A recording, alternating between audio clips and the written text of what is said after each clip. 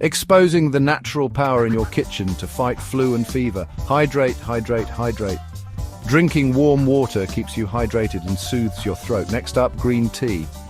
Packed with antioxidants, it's a great way to calm that nasty cough. And don't forget the classic chicken soup or broth. It's not just comfort food, it boosts your immune system and keeps you nourished. Remember, the flu usually takes about 2 to 3 days to recover.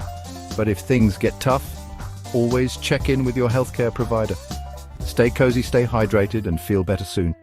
See you next time.